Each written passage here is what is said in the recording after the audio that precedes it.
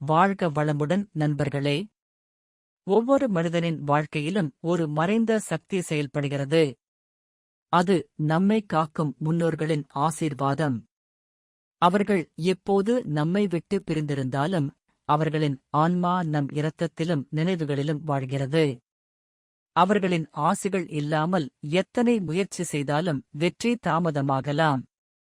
அந்த முன்னோர்களின் ஆன்மாவை நினைத்து வணங்கும் சிறப்பு நாள்தான் மகாலய அமாவாசை. மகாலய அமாவாசை என்றால் என்ன? மகாலய அமாவாசை என்பது ஆண்டுதோறும் புரட்டாசி மாதம் செப்டம்பர், அக்டோபர் வரும் அமாவாசை நாள் ஆகும். இது முன்னோர்களை, பித்ருக்கள் நினைத்து வணங்கும் மிக முக்கியமான நாள் என இந்து சாஸ்திரங்களில் குறிப்பிடப்பட்டுள்ளது. இதன் ஆன்மீக முக்கியத்துவம். மகாலய அமாவாசை நாள் பித்ரு தர்ப்பணம், முன்னோர்களுக்கு நீர் அர்ப்பணித்தல் செய்ய மிகச் சிறந்த நாள். இந்த நாளில் முன்னோர்களின் ஆன்மா பூமியில் வந்து தங்கள் வாரிசுகளை ஆசீர்வதிப்பார்கள் என நம்பப்படுகிறது. இந்த நாள் வரை இருக்கும் மகாலய பக்ஷம், மகாலய பித்ரு பக்ஷம் என்பது முன்னோர்களுக்காக சிறப்பு பூஜைகள் செய்யப்படும் 15 நாள் காலம். இந்த அமாவாசை நாளில் தர்ப்பணம் செய்தால் முன்னோர்கள் திருப்தி அடைந்து குடும்பத்திற்கு வளம், ஆரோக்கியம், செல்வம், சந்தோஷம் தருவார்கள் என்று கூறப்படுகிறது. மகாலய அமாவாசை அன்று செய்ய வேண்டியவை: காலை நேரத்தில் விரைவில் எழுந்து ஸ்நானம் செய்யவும். பித்ரு தர்ப்பணம் நீர், எள், பச்சரிசி கொண்டு செய்து முன்னோர்களின் பெயர்களைச் சொல்லி அர்ப்பணிக்கவும். பசியால் தவிக்கும் மனிதர்கள், மிருகங்கள் அல்லது பறவைகளுக்கு உணவு வழங்கவும். தர்மம், தானம் செய்வது மிகவும் புண்ணியமானதாக கருதப்படுகிறது. முன்னோர்களை நினைத்து நன்றியுடன் பிரார்த்தனை செய்யவும். இந்த நாளில் நாம் அவர்களை நன்றியுடன் நினைத்து தர்ப்பணம் செய்யும்போது அவர்கள் நம் வாழ்வில் வரும் தடைகளை அகற்றி வெற்றி மற்றும் வளம் தருவார்கள் என நம்பப்படுகிறது. இந்த புனித நாளில் செய்யப்படும் ஒரு சிறிய செயல் நம்முடைய வாழ்க்கையை முழுமையாக மாற்றிவிடும். அப்படியானால் முன்னோர்களின் ஆசியை பெற்றுத் வாழ்க்கையை மாற்றிய ஒருவரின் அதிசயமான உண்மை கதை இதோ. நண்பர்களே, இந்த வீடியோவை பார்ப்பதற்கு முன்பும் இந்த கதையை கேட்பதற்கு முன்பும் ஒரு சிறிய வேண்டுகோள் என்னவென்றால், அனைவரும் உங்கள் மனதிற்கு பிடித்த கடவுளின் பெயரைச் சொல்லி வீடியோவை லைக் செய்யுங்கள். கீழே உள்ள கமெண்ட் பாக்ஸில் வாழ்க வளமுடன் என்று டைப் செய்யுங்கள்.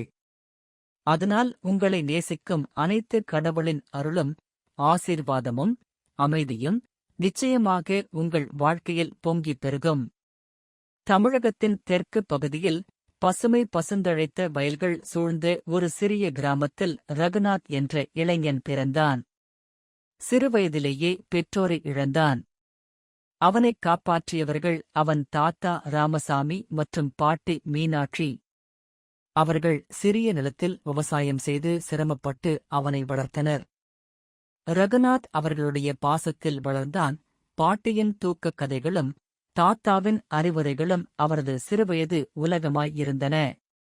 அவனுக்கு சிறந்த வாழ்க்கை வேண்டும் என்ற கனவோடு நகரத்திற்கு படிக்கச் சென்றான். தாத்தா, பாட்டி பெருமையோடு அவனை அனுப்பினர். ஆனால் வாழ்க்கை நகரத்தில் அவனுக்கு பிரசன்னமில்லை. பட்டம் முடித்தும் நல்ல வேலை கிடைக்கவில்லை. சிறிய தொழில் தொடங்கினாலும் நஷ்டம், கடன் பெருக்கம். நண்பர்கள் முன்னேறிக் கொண்டிருக்கையில் அவன் மட்டும் அங்கேயே நின்றிருந்தான். மனம் உடைந்து, என் விதி ஏன் இப்படியா என்று அவன் அடிக்கடி அழுதான். உடல்நலம் கூட பாதிக்கத் தொடங்கியது. ஒருநாள் அவன் மருத்துவ பரிசோதனைக்காக ஊருக்கே திரும்பினான். அந்த ஊருக்குள் நுழைந்ததும் ஒரு விசித்திரமான அமைதியை உணர்ந்தான். தன் தாத்தா, பாட்டியின் பழைய வீட்டை நோக்கி நடந்தான். வீடு இப்போது தூசி படிந்த, சிதிலமடைந்த நிலையில் இருந்தது. கதவை திறந்தவுடன் பழைய நினைவுகள் பாய்ந்து வந்தன. பாட்டியின் சிரிப்பு, தாத்தாவின் கருணைமிகு முகம், தமக்காக அவர்கள் உழைத்த கஷ்டங்கள்.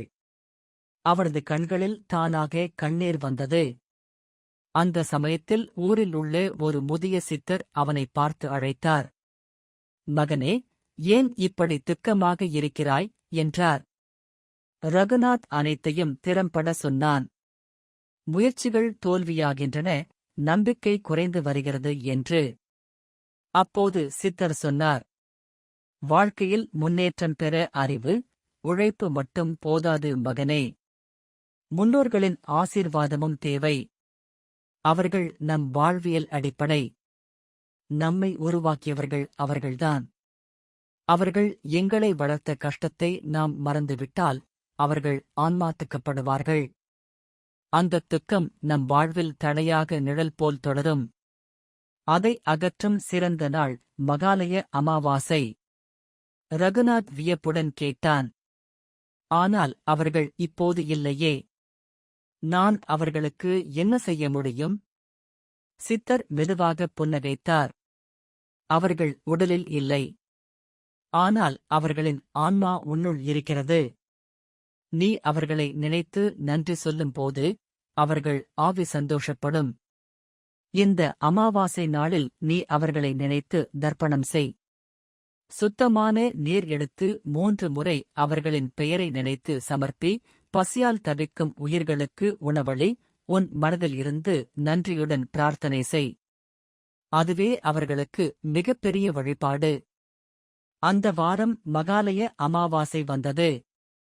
அன்று அதிகாலையில் ரகுநாத் குளித்துவிட்டு வெண்கல காசுகளை சுத்தமாக கழுவி புதிய வெஷ்டி அணிந்து நதிக்கரைக்கு சென்றான். அங்கு பசுமையான மரங்களின் நடுவே மெல்ல பாயும் ஆற்றின் அருகே அமர்ந்தான். கையில் நீர் எடுத்து மனதில் தாத்தா ராமசாமி மற்றும் பாட்டி மீனாட்சியின் பெயரைச் சொல்லி 3 முறை சமர்ப்பித்தான். நீங்கள் எனக்காக வாழ்ந்தீர்கள். நான் உங்களை மறந்துவிட்டேன். மன்னியுங்கள். இனி உங்கள் நினைவுடன் வாழ்வேன். உங்கள் ஆசீர்வாதம் வேண்டுகிறேன்.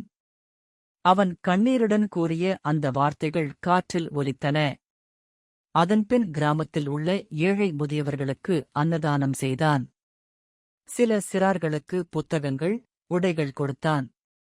அந்த இரவு தூங்கும்போது அவனுக்கு ஒரு வித்தியாசமான கனவு வந்தது.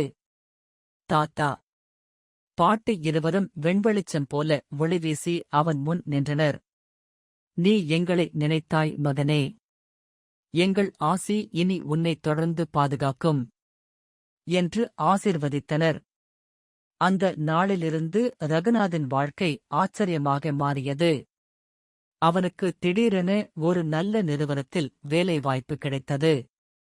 சம்பளம் உயர்ந்தது. உடல்நலம் திரும்பியது. மனமும் அமைதியுடன் நிரம்பியது. அவன் ஒவ்வொரு ஆண்டும் மகாலய அமாவாசை நாளில் முன்னோர்களை நினைத்து தர்ப்பணம் செய்து அன்னதானம் செய்து வருகிறான். இன்று ரகுநாத் ஒரு வெற்றிகரமான தொழிலதிபர். ஆனால் அவன் ஒவ்வொரு வெற்றிக்கும் முன் நன்றியுடன் முன்னோர்களை வணங்குவதை ஒருபோதும் மறக்கவில்லை. இந்தக் கதையின் நெறி: முன்னோர்கள் நம் வாழ்வியல் அடிப்படை. அவர்களின் ஆசி இல்லாமல் முயற்சிகள் தடுமாறும். மகாலய அமாவாசை நாளில் பித்ரு தர்ப்பணம் செய்யுங்கள். நீர்த்துளி அர்ப்பணம். முன்னோர்களை நன்றியுடன் நினைவுகூருங்கள். பசியோடு உள்ளவர்களுக்கு உணவோ உடையோ தானம் செய்யுங்கள். இவை செய்தால் முன்னோர்களின் ஆசிகள் நம் வாழ்க்கையில் ஒளி பாயச் செய்து நம் பாதையை திறந்து வைக்கும். நண்பர்களே, அன்போடு ஒரு சிறிய வேண்டுகோள். நம்ம வீடியோக்களை முழுமையாக பாருங்கள். சப்ஸ்கிரைப் செய்யுங்கள். லைக் பண்ணுங்கள். உங்கள் கருத்துக்களை கமெண்ட்ல பகிருங்கள். மேலும் உங்கள் நண்பர்களுடனும் குடும்பத்தினருடனும் ஷேர் செய்ய மறந்துடாதீங்க. உங்கள் ஒவ்வொரு ஆதரவும் தான் புத்தா சஸ்திரா வளர்ச்சிக்கு ஒரு சக்தி வாய்ந்த ஆதாரமா இருக்கும். அடுத்த ஸ்பிரிச்சுவல் மற்றும் மோட்டிவேஷன் கதையுடன் உடனே இணையுங்கள். புத்தா சஸ்திரா இன் பயணத்தில் நீங்களும் ஒரு பகுதியா இருங்கள். நாள்தோறும் ஒரு சிறிய நல்ல பழக்கம் கூட உங்கள் வாழ்க்கையை முழுமையாக மாற்றும் சக்தி கொண்டது. Stay positive. Stay inspired. Grow spiritually. வெற்றி, அமைதி, ஆரோக்கியம் அனைத்தும் உங்களுடையது.